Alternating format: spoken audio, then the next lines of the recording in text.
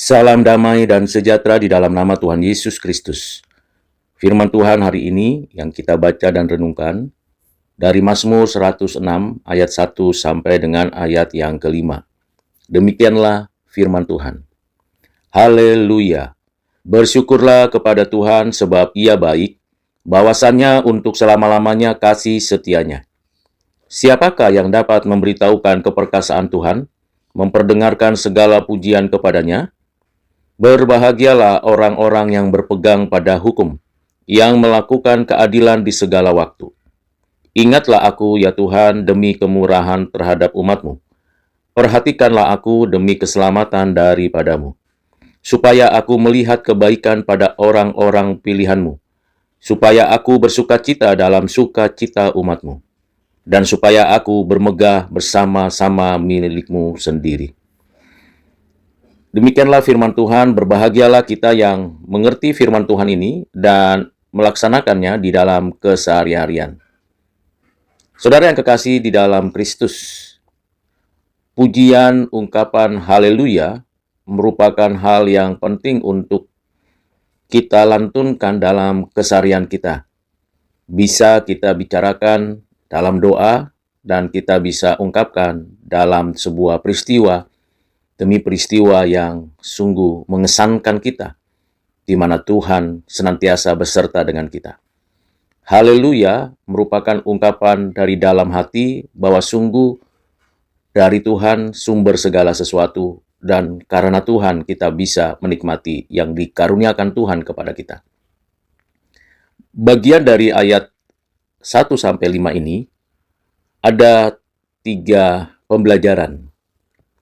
Yang pertama ialah ajakan pemazmur untuk bersyukur kepada Allah. Bagian kedua, memberikan pengertian kepada kita bagaimana kita hidup sungguh-sungguh mengalami kebahagiaan sejati. Atau lebih tepatnya, mendapatkan berkat dari Tuhan Allah. Bagian ketiga ialah kita sendiri meminta supaya berkat kebahagiaan itu melimpah di dalam kehidupan kita. Mari kita dalami dan refleksikan 3 bagian ini. Pada bagian bersyukur kepada Tuhan sebagai ucapan terima kasih atas segala kebaikan Tuhan di dalam hidup kita, yang senantiasa di dalam kasih setianya memberikan kepada kita kenikmatan dan sukacita serta damai. Rasa syukur ini perlu dan penting kita sampaikan, karena sungguh tidak ada satupun yang mampu membalas segala kebaikan Tuhan, kecuali kita sungguh-sungguh bersyukur, melayani Tuhan, mengasihi sesama. Bersyukur kepada Tuhan berarti juga secara sadar dengan penuh kesungguhan kita menyatakan kemuliaan kepada Allah saja. Keperkasaannya, kekuatannya, keagungannya, kebesarannya, kemegahannya, hanya kita arahkan, kita sampaikan kepadanya saja. Memang ada orang-orang di sekitar kita yang memberikan sarana-sarana kebaikan Tuhan, tetapi rasa syukur kita itu hanya kepadanya, diperdengarkan kepadanya saja. Dan kita menyampaikannya bisa dengan menyanyi, memuji Tuhan dengan serius dan sungguh-sungguh, atau kita memang hanya menyampaikan dengan kata-kata yang sederhana, tetapi dengan pernyataan bersyukur. Bersyukur dalam segala hal. Memang tidak mudah ketika kita mengalami kesulitan, penderitaan, ketidaknyamanan, kita tidak mudah mengatakan bersyukur. Tetapi di sanalah kita belajar bagaimana tetap bersyukur dalam suka duka, dalam situasi apapun, senang atau tidak senang. Karena dengan bersyukur kita mendapatkan kekuatan bahwa Tuhan senantiasa beserta kita dan tidak pernah membiarkan kita sendiri. Pada bagian kedua, kita mengharapkan dan meminta berkat kebahagiaan dari Tuhan tentunya. Kita memohon kiranya dengan kita menaati firman, mengikuti kehendaknya, dan mendapatkan pertolongannya, kita yang dimampukan Tuhan berpegang pada hukum, Taurat, pengertian, kehendak, ketetapan perintahnya, maka kita berbahagia. Jadi berbahagia karena kita sebagai orang Kristen, sebagai orang percaya melakukan keadilan, hidup jujur, berintegritas, setia sampai akhir hidup kita kepadanya. Tidak dibatasi waktu, tidak dibatasi tempat, dimanapun dan kapanpun kita meminta berkat kebahagiaan itu karena kita melakukan kehendaknya. Bagian ketiga, kita juga perlu menempatkan berkat kebahagiaan itu dengan 3 alasan. Dengan mengarahkan semua itu kepada Tuhan. Pertama, ketika kita meminta berkat dan mendapatkan kebahagiaan dari Tuhan, marilah saya dan saudara mengarahkan mata kepada kasih dan kebaikan Allah saja. Pemazmur mengatakan, "Ingatlah aku ya Tuhan, demi kemurahan umat-Mu." Jadilah kita orang-orang yang perspektif atau pandangan kita arahkan hanya kepada kasih dan kebaikan Allah saja.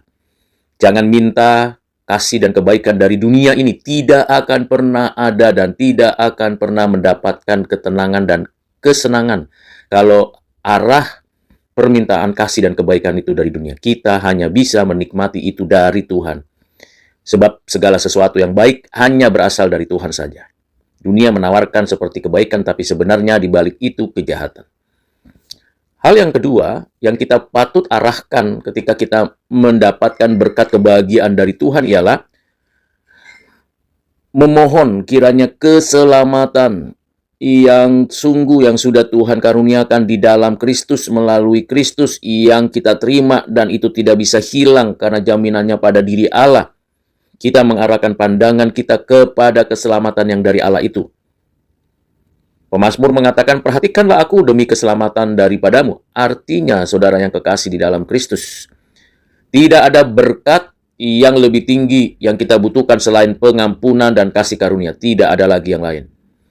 Kita bisa seperti orang dunia mendapatkan harta, takhta, jabatan, kekayaan, dan segala kelimpahan. Tetapi itu akan lenyap, musnah, hilang, digerogoti oleh keadaan kita yang berdosa.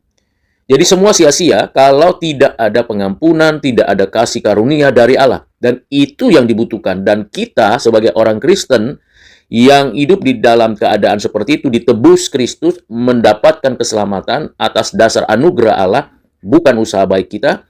Di sanalah kita menaruhnya pengharapan kita. Keselamatan yang hanya datang dari Allah di dalam dan melalui Yesus Kristus. Di luar Yesus Kristus tidak ada keselamatan. Biarlah keselamatan itu merupakan satu-satunya bagian kita untuk selama-lamanya. Janji keselamatan itu penghiburan untuk kita saat ini dan akan datang.